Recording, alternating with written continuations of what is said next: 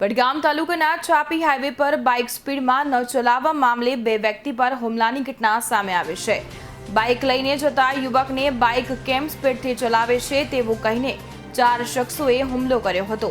યુવકને બચાવવા આવેલ કોમ્પ્લેક્સના વોચમેનના માથામાં લોખંડનો સળિયો ફટકારતા તે પણ ઇજાગ્રસ્ત થયો છે।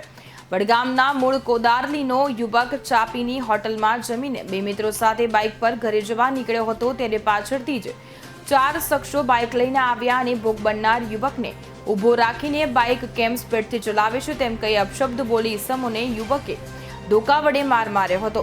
ઘટનામાં વ્યક્તિ જીવ બચાવવા બાજુના કોમ્પ્લેક્સ તરફ ભાગ્યો હતો, જેથી કોમ્પ્લેક્સના વોચમેને યુવકને બચાવવાનો પ્રયાસ કરતા ઈસમોએ લોખંડની ખિલાસરી વોચમેનના માથામાં ફટકારતા ગંભીર ઇજાઓ પહોંચી હતી, જે બાદ ઘટનામાં ઇજાગ્રસ્ત બંને લોકોને સારવાર માટે હોસ્પિટલ લઈ જવામાં આવ્યા હતા। આ અંગે ચાપી પોલીસ મથકે ઈસમો વિરુદ્ધ ગુનો નોંધવામાં આવ્યો છે અને સમગ્ર મામલે પોલીસે વધુ તપાસ હાથ ધરી છે।